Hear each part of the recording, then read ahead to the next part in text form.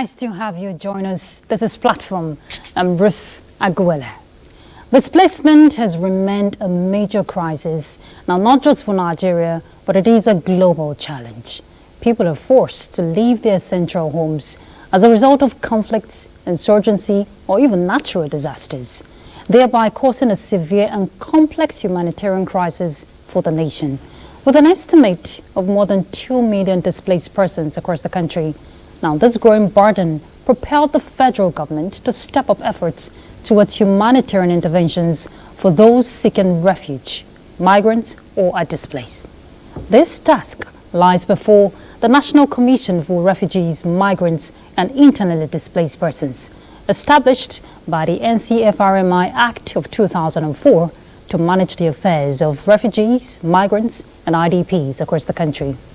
Presently, Nigeria is sanctuary to more than 90,000 refugees and asylum seekers. Despite a myriad of challenges, Nigeria has proven its generosity and compassion and has consistently opened up its borders and provided a safe haven to thousands of asylum seekers and refugees, demonstrating a remarkable commitment to humanitarian principles. In 2015, the National Migration Policy was developed to mainstream migration into the country's national development planning, and Nigeria's National IDP Policy was adopted. That was in September 2021. Migration, on the other hand, is a fundamental human right, but the Japa syndrome has continued to dominate conversations on ways of leveraging migration for national development and stem the tide of irregular migration. That has pushed many young people into unforeseen circumstances. So you ask, what are the measures put in place to provide durable solutions for migrants, refugees, and internally displaced persons in the country? Our focus on Platform is sustaining Nigeria's interventions for migrants, refugees, and IDPs. And our guest is the Federal Commissioner, National Commission for Refugees, Migrants, and IDPs, Mr. Tijani Aliyu Ahmed. Thank you so much for joining us, Honorable Commissioner. Thank you very much. You're welcome. And just before we bring in our panelists, let's just let you into who our guest is. Honorable Tijani Aliyu Ahmed has a career spanning almost 3 decades. His leadership journey has left an indelible mark on Nigerian North Central State, that's Nasarawa, where he served as Commissioner of Education, Commissioner of Local Government and Chieftaincy Affairs, and Secretary to the State Government. A graduate of Sociology at the bachelor's and master's degree levels, Honorable Tijani Ahmed has also served as a local government chairman, mayor of Nasarawa Local Government Council. In his current role as the Federal Commissioner, Tijani Ahmed brings his wealth of experience to bear by contributing to global perspective in the discourse of migration challenges in tandem with global practices. Now you know who our guest is. Let's bring in our panelists. She's becoming a regular, Tina Abeku, humanitarian correspondent with the Guardian newspaper. Tina, always a pleasure to have you join us. Same here too. All right. Now, Honorable Tijani, when you came on board last year, you decided to just hit the ground running. Coincidentally, I'm also a humanitarian correspondent, so I've been following your developments. And when you came, of course, there's always been challenges if we were looking at migrants, refugees, and IDPs in the country. It's a huge burden for the country. But what did you meet on ground? Thank you very much, Ms. Ruth. The National Commission for Refugees, Migrants, and Internally Displaced Persons has a mandate for taking care of concerns people. And when I mean concerns people, I'm talking about the refugees, the migrants, and then the displaced people, including asylum seekers, and then the returnees. On my resumption on duty, September 2023, there are a lot of challenges that are already on ground. The issue of evacuation of Nigerian refugees who are living in Cameroon, the ones also living in Chad, and also in Niger Republic. As of today, since my resumptions to date, we have received not less than 10,000 returnees across the global space. In Libya, we have our Nigerian refugees there. Some were returned, and many of them are still there. In Cameroon, we have not less than 21,000 of them in Cameroon. In Chad, we have about 25,000 of them in Chad. And in Niger, we have about 35 to 40,000 in Niger Republic. This has created a lot of challenges. Of course, before my resumption, about 5,000 refugees were evacuated from Cameroon back to this country.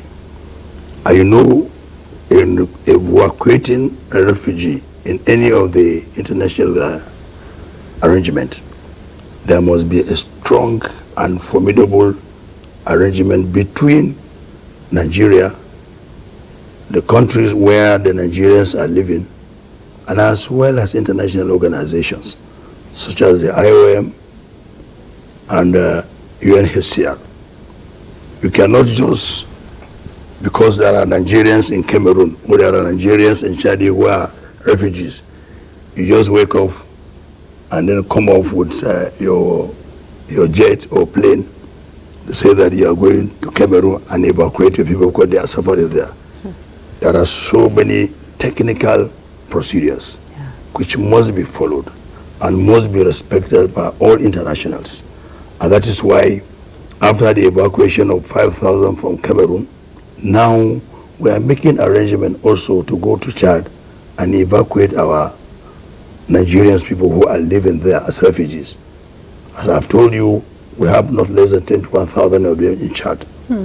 Last week, 2 weeks ago before Salah, in conjunction with the government of Borno State, we make an arrangement and send my staff from the commission and then some from Borno State government. And in conjunction with the Chadian government, we were there, we spent about 2 weeks there. We have to go, I will have to be in charge to provide succor for them because they are seriously in serious issues. Okay. We have to go and pick them from there. And so I am down to tell you that our staff have returned today and we are working towards bringing back about 6,000 of our Chadian refugees. And immediately after we receive the report from the advanced party, I think that arrangement will be on course. And that is the issue of the refugees now. Okay, we'll break it down, Honorable Commissioner. We'll take them one at a time because it's cumbersome. That's right. Migrants alone, that's another issue. And then the IDPs. Exactly. Tina, you want to come in? Yes, Go I was ahead. going to say, when the federal government began bringing back the refugees from Sudan, so many Nigerians were not so optimistic, but it were proven kind of wrong. The question had remained, these people are back in Nigeria, some of them are students. What was the effort going forward? Will they be enrolled in schools? That conversation has come up. And how will they resettle within their communities again? You see, I think what the Nigerian government did was perfect. Before you talk about schooling, you must talk about life. When the life of your people are in danger, I think the first thing you should do is to ensure that you safeguard their life and they safeguard their property. I think that is the actions the Nigerian government have done. And I want to tell you that now most of these students that were evacuated from Sudan, I'm sure they have been fixed in various universities in Nigeria. So therefore, I think they are in good condition and they are making effort, inshallah, by the government making effort to ensure that they were not affected educationally.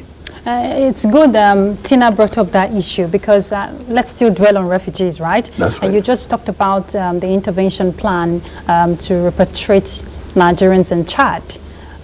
We have these numbers keep coming in and the numbers we have here is increasing.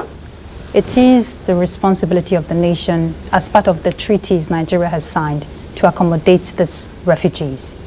Even though you're not a Nigerian, the doors are open I'm getting to the Cameroonian, who are more of the refugees we find in the border communities here in Nigeria. I've been privileged to visit some of these border communities, and I tell you, Honorable Commissioner, they're in their numbers, and I'm sure you're aware.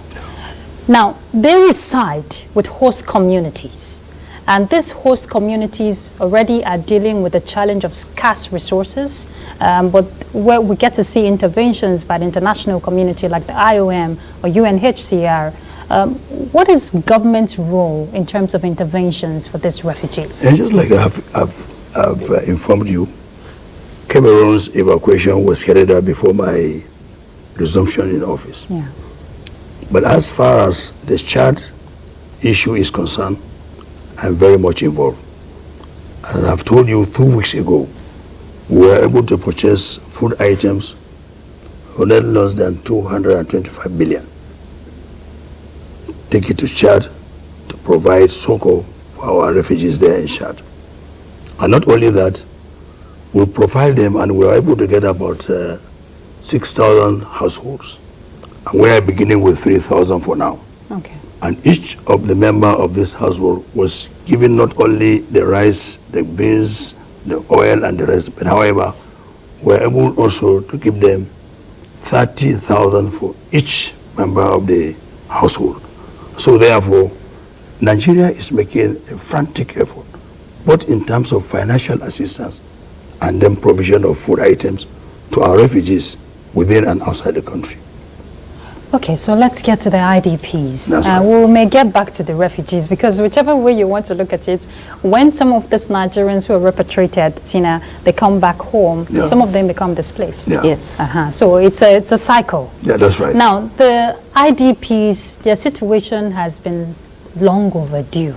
Some of them, when you get to some of these camps, I go there a lot. They tell you they've been there for more than 10 years, 12 years. some 15 years, and you're wondering, what are they still doing here? Honorable Commissioner, what is your plan? Because I know you are just starting. You see, as at 2022 or 2021, Yeah. we have about 3,100,000 people living in camps as displaced persons.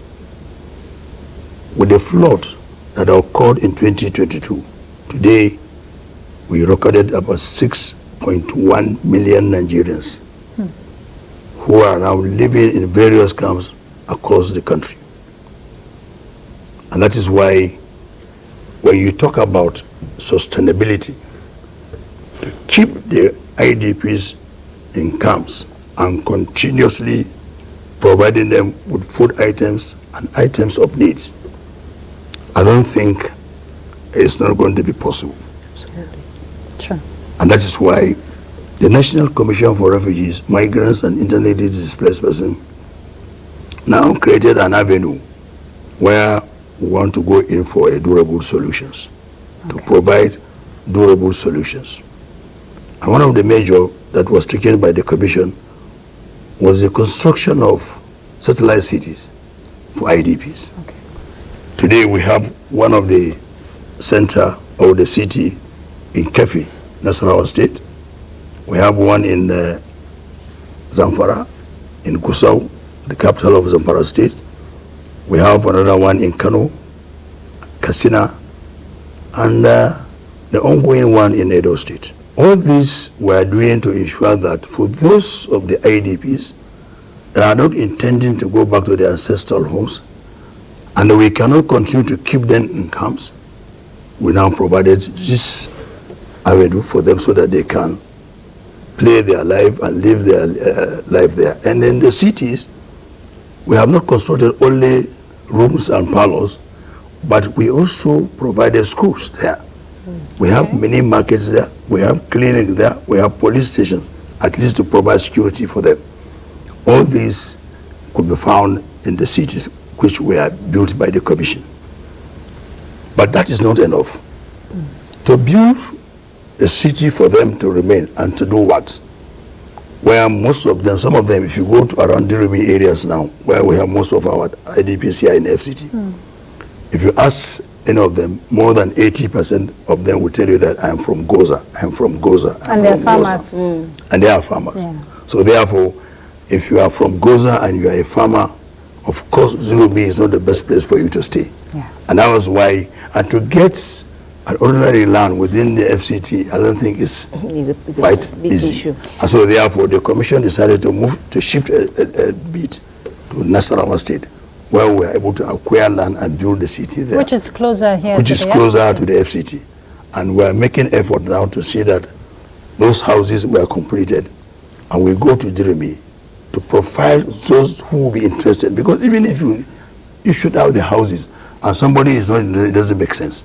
But now we are profiling the IDPs that are living around Abuja area, so that we evacuate them from here and then we take them to Nasarawa, in KP in particular, and provide them a living. Not only that, we are also in negotiation with the district heads and chiefs around Nasarawa area, where we can get an area land, so that these people who most of them are farmers will go there and farm and fend their life and earn a living. So these are some of the arrangements the commission is making. And now that we're in 2024, and with the renewed hope of Mr. President, we want to also provide a renewed hope of livelihood for the IDPs, a renewed hope for IDPs, at least for having a safe living, a renewed hope for IDPs to provide them with skills.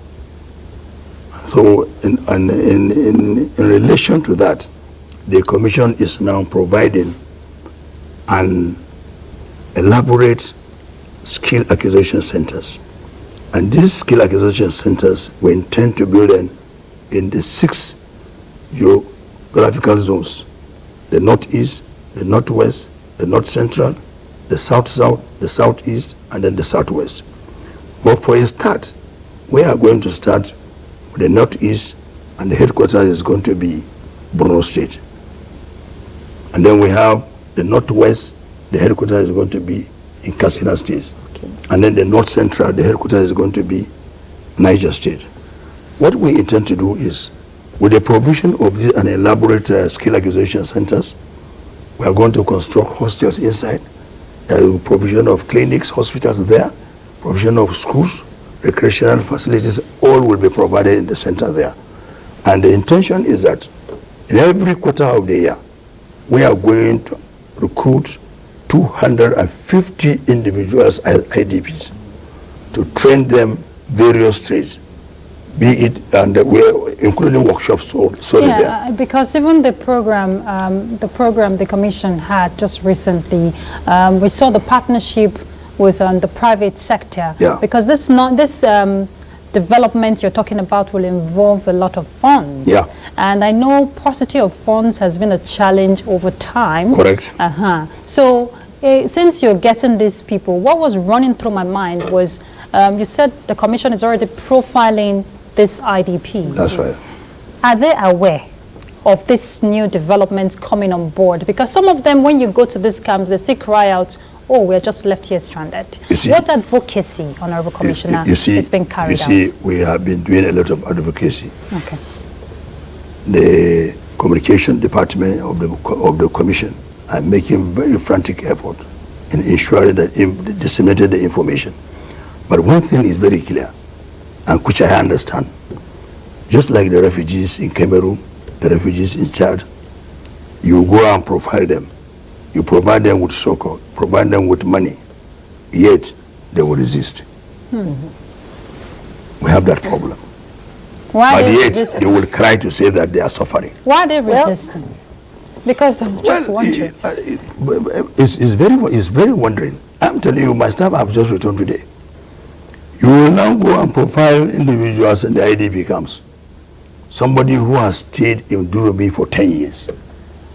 He is very comfortable staying in Abuja, despite the fact that he has no place to have a good living. If you want to take that individuals to Kefi, for instance, he will tell you he will not be able to go. But however, what we intend to do is we'll profile those that are interested. Because about 3 weeks ago, the FCT management have sent them away from the camps where they were staying. We cannot continue in this manner. And we cannot continue to be keeping them in camp. Commissioner, just as you mentioned the renewed hope agenda, No. we know that one of the strong points of campaign for Mr. President was that let the poor breathe. Now you've had such a very impressive and well lined out strategy to evacuate refugees to a comfort zone in resettlement cities. That's right. How much advocacy has gone into this strategy to let them understand the importance of them taking up the cities? That is one. Also, what are the criteria, if you're going to profile, what are the criteria you would be using to profile them? You know, a lot of people need to understand what it is all about first. But look, let me stay down. You see, this is somebody that is living in a very bad shape environment. And you informed him that we have provision for you in so place. If you are a farmer, come. You can't farm in Abuja here because there's no land for you to farm in Abuja. Absolutely. But come to Nasarawa where we have virgin lands there. Come, this is a house we are going to provide for you, and this is the land for you to cultivate and then earn a living. But you know, human being where they are. Somebody will prefer to continuously moving around Abuja to beg to get to 1,000 and eat food and then relax and then continue the same way tomorrow. If somebody will remain in Abuja for 10 years as an IDP, you could imagine that.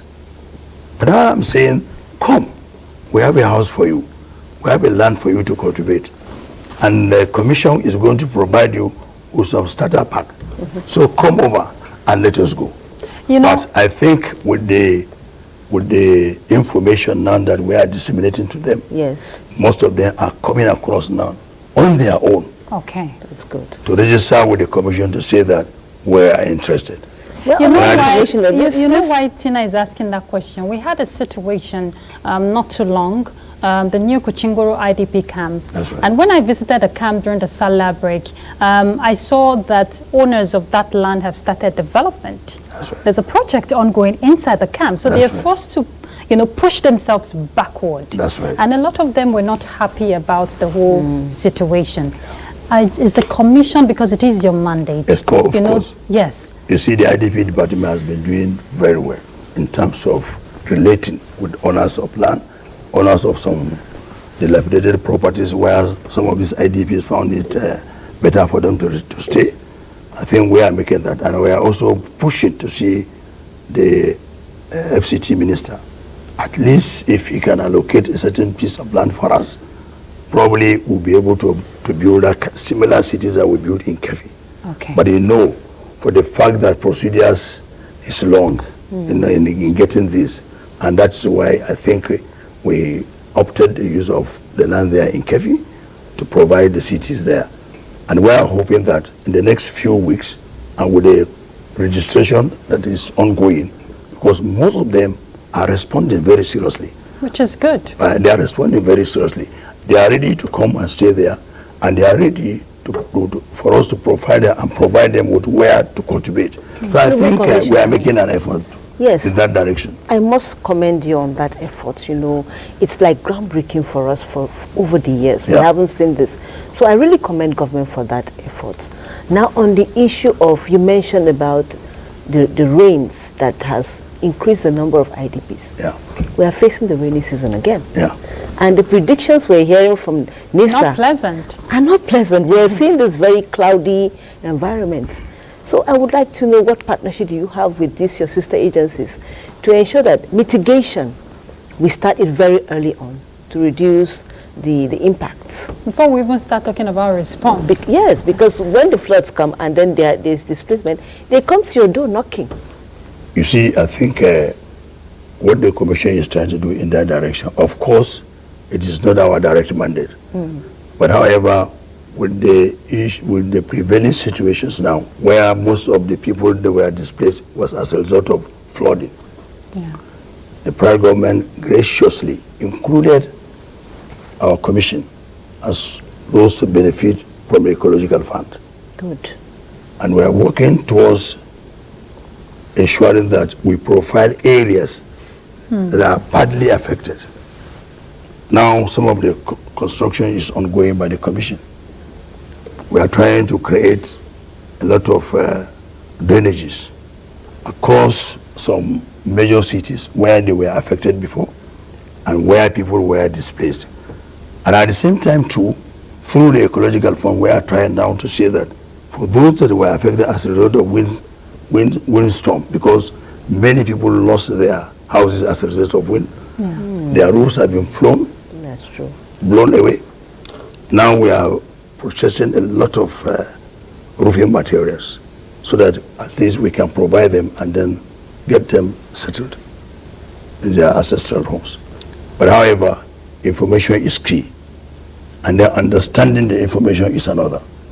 The commission is making frantic effort in ensuring that the information about profiling and allocation of cities to the IDPs, I think, is going on very strongly. And I want to assure you that in the next few weeks, you will be seeing us relocating those people in the IDPs here in Kuchigoro, in Durumi, and the rest of it to Kefi. Another issue as part of your mandate to provide this durable solution is to ensure that persons of concerns, now all inclusive, not just the IDPs, are involved in federal government's intervention programs. Since the commission is under the Ministry of Humanitarian Affairs, that is already supposed to be in place. That's right. The NSIPA was suspended, the National Social Investment Programs, but that has picked up following the pronouncement by the president to pick up interventions again. Are you including persons of concern? Are you pushing for persons of concern to be included? Of course, yes, we're doing that. Okay. We're making frantic effort towards that because that is our ministry. So of course we have to do that. So top priority should be given to the IDPs. Okay. To the IDPs. But not only that, they need to learn a trade so they can survive on. You know why I asked that question? I know the NSIPA has different segments. We have the N-Power, the school feeding, and all of that. Now, the N-Power, with these young, able-bodied men who we see in these camps just wandering around jobless, will they be included when the scheme resumes? Of course, the feeding program you are talking about, I think I have told you, in most of the camps, we have makeshift classes. Yes. There. If you go to Durumi, you see it there. If you go to most of our cities where we constructed, you see primary schools there. I think they've been enrolled into the school feeding. Oh, great. I am in strong relationship with the woman, the SSA school feeding. And she's doing a very wonderful job. And we have already linked up with that area. And I think our children in the primary school are going to benefit from that. And not only that, when you talk about the lofty people there around, moving around in the camps, those ones are either illiterates who are farmers, or some of them have gone to maybe secondary and could not complete their secondary schools. And these are the ones now where I'm making effort to say that the provision of these skill acquisition centers will help a lot in providing them with skills so that they can earn a living. I think this is the area where... Yeah, because even the N-Power, hold on, Tina, sorry. The N-Power has the part for, artisans. That's the right. training. That's and right. that's for the non-graduates. That's right. That's why I'm asking that. So even if they don't have educational qualification, would they be included under the non-graduate scheme under the N-Power? Of course, of course they should. And that is why I also tell you that apart from that, because that would not be enough. And that's why the Commission too is coming up with these skill acquisition centers that we're going to have in all the zones. Yes, you mentioned that. Okay. Tina, go ahead. Honorable Commissioner, sir, I find the discussion very engaging. That's right. With what you've been telling us. But we cannot go without still returning to the Japa issue. That's right. We have Nigerians going and coming, young, able-bodied Nigerians. What are the downsides? What are the upsides? Thank you very much. You see, migration is a phenomenon, and everybody has the right to move from one place and the other. But I think the difference is that there is difference between regular migration and irregular migration. We have a lot of our people who are trying to cross the Red Sea illegally. And we have been losing in them day in, day out. I think the Commission, considering the situation, is becoming so alarming. We have to now go into partnership with the universities, because this is where we can catch them young.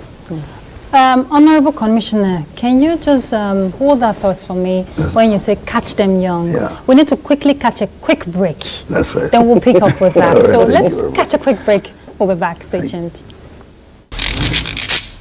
What are we doing as a nation to first of all settle our teeming populace, especially the NTA's political package with a third eye on the nation's political scene? I am Fisa Ogunfuyi. Welcome.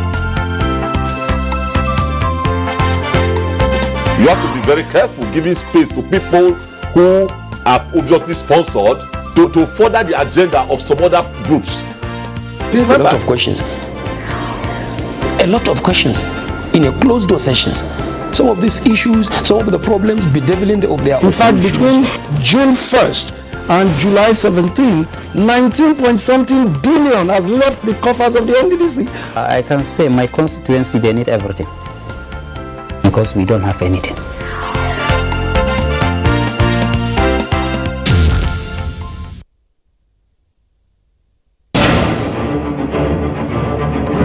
A method for digital literacy is a bot that you can use, you can interact to learn more about digital literacy. Hello, it's our pleasure to have you join us on platform. I'm Ruth Aguwele.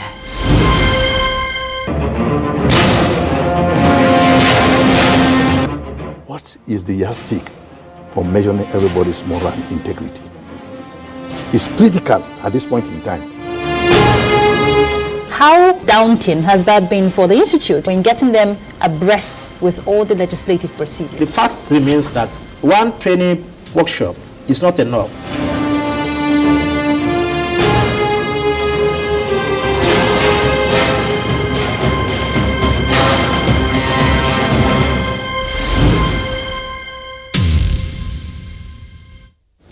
All right, good to know you're there. Thank you for staying tuned. The conversation is still on sustaining Nigeria's interventions for migrants, refugees, and IDPs. Honorable Commissioner, you stopped at the point where you say catch them young. Yeah. So can you pick up from there? Yes, when you are We're talking about the Jackpot syndrome. The Jackpot syndrome. Yeah.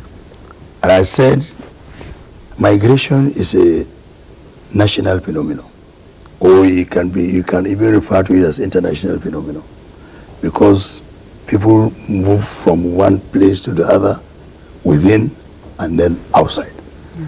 It is within. When somebody from Goza moves from Goza to Abuja, or from Abuja he moves to Niger or to Nasarawa, as a result of probably natural disaster or man-made, because there are disasters that are man-made, like this crisis between the Fulanis and then the farmers. I think that is one of the major issues that brings about major migration within Nigeria. But however, migration is very, very important, and it's key. It's a fundamental. It's fundamental. Right. It's key. People must move to search for greener pasture. And the movement, just like I've said, it could be internal movement and it could be external. People moving from Nigeria to Europe. But the problem we're talking about is the way and manner people move out. That is where the matter arose. There are procedures. You must obtain this, you must obtain that, you must obtain this, you must obtain that before you now move. And you must have somewhere that you want to go already well arranged. As soon as you arrived, you have been received. But not just to take your bag and put it in the aeroplane and then move out of this country, then to go to where and to where and to do what. Yeah. This is where the problem lies, and that is why we have a lot of migrants, illegal migrations. People wanted to cross the sea. You have been seeing that. and many have been dying. So to avoid that, the commission decided to do what I said earlier, catch them young. Yeah. That is, through the universities, because this is where these young individuals are passing through. Yes. About a week ago, I think we have signed an MOU with the National State University on migration policy.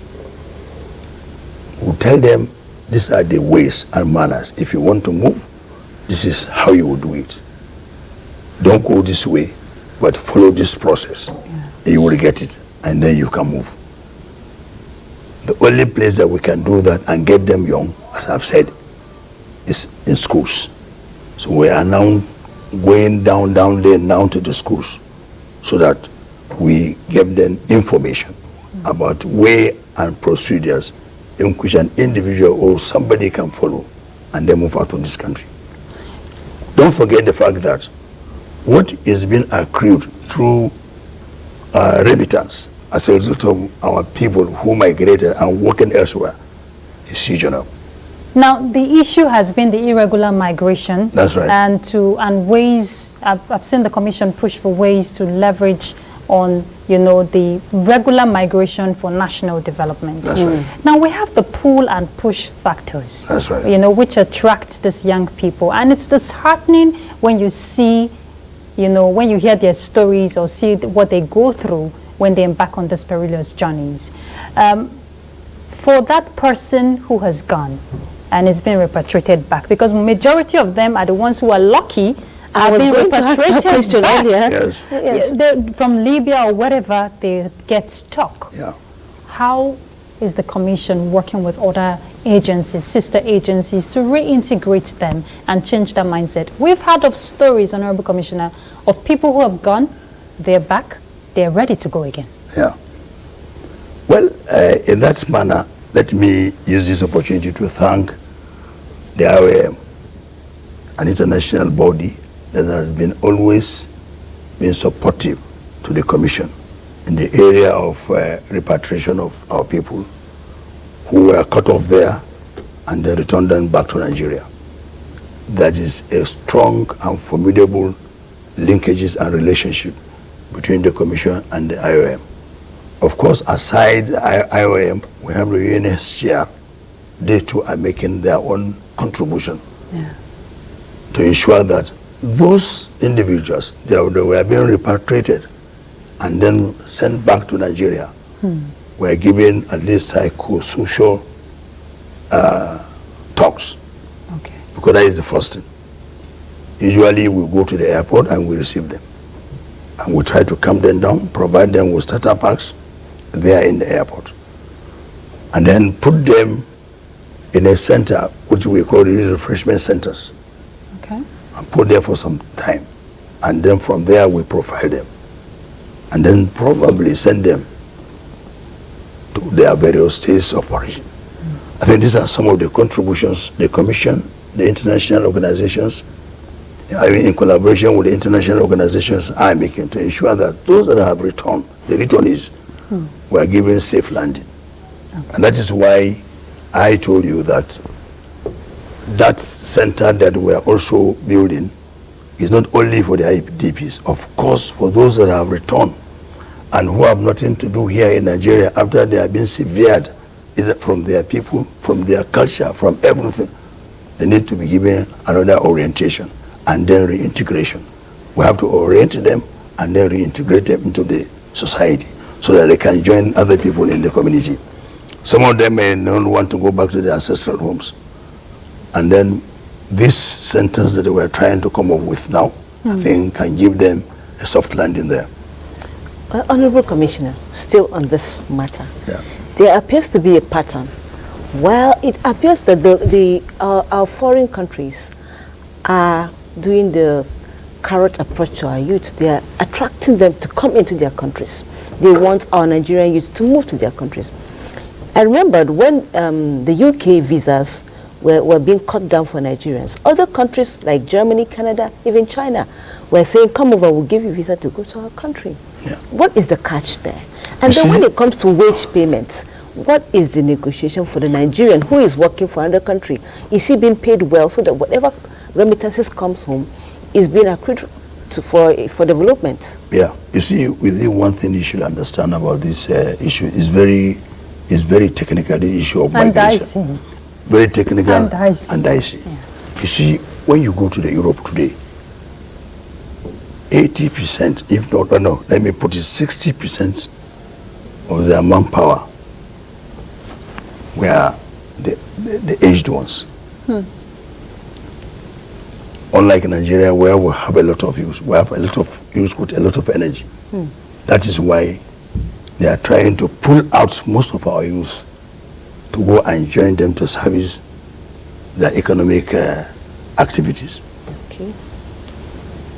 Most of the European nations today, most of their people are already aged. But the advantage of it is that our young ones, if they go there, that is what we call transfer of knowledge and technology. Yes. You understand? As they go there, probably they exhibit their talents there. And at the same time, learn more from the foreign countries. Yes. And then by the time they return back to Nigeria, I think they are well equipped technologically. Yes. This is part of the advantage, apart from the remittances. There are other advantages that we derive from migration. But the fact that what we are talking about now is they should migrate in a regular way. And that is why the only thing that we can do now is to provide information, to tell them some of the risk involved about crossing the Red Sea, how people are dying, and how people are suffering. I saw a clip just yesterday of Nigerians that are living in Libya. It's so terrible. Women, I've seen the one for women. A lot of women with children. With children. They are dying, suffering there. Is the commission going to act on that? Yes, of course. You mentioned it. Certainly, we have to do that. Yes, I think the problem we have, before you go and evacuate somebody from another country back to your country, there are so many standard operations procedures, which you must have to follow, because it is an international best practice. You cannot just say, since there are people in Cameroon suffering, hungry is killing them, then you take your vehicles, you go to Cameroon, ask them, enter, and let's go back. That is not the way. And that's why the commission is there, because the commission, part of its mandate is this issue of repatriation of refugees. It's good and to do that, you must have to follow this, the standard practice way of doing it. It's good you mentioned that, Honorable Commissioner, because it's not only Nigerian women we saw trapped in that, will I call it a facility now, because a lot of them were just crying out, we want to go back home. Now, when they come back, now I'm looking at the burden for Nigeria and then the commission. I know the international community is lending its support, but you still need that counterpart funding, technical support, because humanitarian intervention is expensive. It is. Really, we are making an effort. Of course, the federal government, I can say they are making their own effort too, in terms of provision of funds to carry out some of these things. But it is normal. The funds can never be enough. But the government are making their own efforts to ensure that our people didn't suffer. And that is why the international organizations too are coming in to give support. But don't forget, from my little experience, the few months that I have been in this commission, you see, even though I don't want to make any statement that is so complex, but however, it is very difficult to end this matter. It is very difficult. So we can... Even with the international organizations who say that they are assisting the individuals, refugees or migrants or IDPs, there is more to that. But let us move and go on and see what will happen.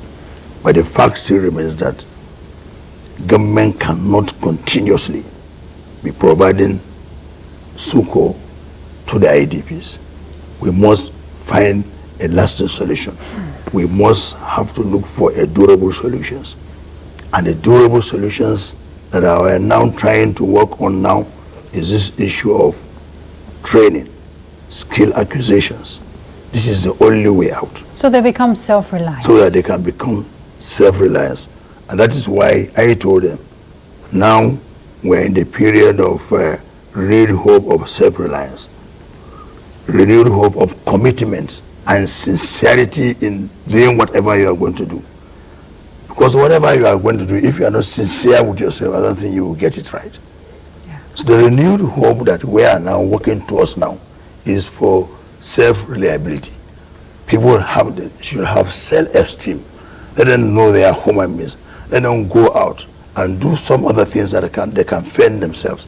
Let them go out, and then if they are farmers, let them come over so that we can give them the training so that they can go to the farm.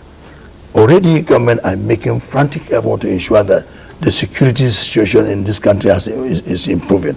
And everybody knows that there is an improvement in the security architecture of this country. And so therefore, people, particularly for those people that are living in the IDPs, please, I am calling them. I'm using this media to tell them that the commission is ready to help them. The commission is out to ensure that we remove them from the camp. Yes. And we're not only removing them from the camp and throw them out of the scene. No, we are bringing them out, give them training, give them skills so that they can go and fend themselves and then work for their livelihood. This is what we are out for, and this is what we are going to do by the grace of God. Exactly. Taking them out is one of the sustainable solutions because exactly. it cannot be sustained. It cannot just be feeding them. Now, the resettlement cities, how many of them should we be expecting in the next few months, in the next year? So that, because we have these numbers. Now we are working on Kefi and Kano right now. And I think in the next 2 months, the one in Kano is already is ready for occupation. And our staff in Kano are now profiling. As soon as they finish the profiling, I think we are going to make the allocations. And then we settle them there, provide them with what I think the commission can do to fend their life. And at the same time, the one in Kefi, even not for the wind that has blown some part of it, I would have said that one too is ready. But however, give us the next 2 weeks. I will invite you so that you go and see it yourself. You see how far we have gone and the arrangement that we are making to ensure that we exit the IDPs in camps. Well, coincidentally, we're both humanitarian correspondents, Yes. so we look forward to that. Absolutely. Yes. Honorable Commissioner, just very quickly before we round off this conversation, you've said a lot, in terms of your vision for IDPs, migrants, and refugees. It's a whole lot you have in store that you want to just reel out. What kind of support now from host communities, individuals, because these people, whether we like it or not, they live amongst us. Yeah. What are you expecting from Nigerians now on a broader Maybe scale? philanthropists. Yes, and even, the host communities are already burdened by these persons who live with them. Then what about individuals? How do you want, society to embrace these persons while the Commission and the federal government is, working on ways to provide durable solutions on another hand? Yeah. Before then, let me appreciate the federal government for all that the federal government has been doing for these concerned persons. And also, let me also appreciate the international communities that are also giving us support to ensure that these people live with dignity. The Commission, however, is trying to reach out to individuals, particularly the industrialists, the people that are well-to-do around, for their support. We have already designed a timetable to approach them head-on, to tell them the position of things, because probably everybody is thinking that the government can do everything. Government cannot do everything for everybody.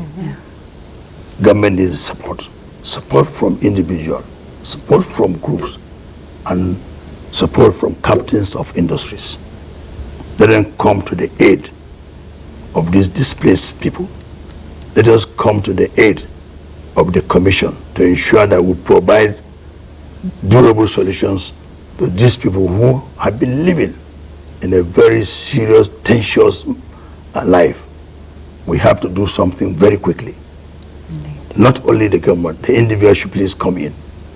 The captains of industry should also please participate in this, so that together we can find a level ground for the people who are living with a lot of issues, problems, and to ensure that they have a life to live. Indeed.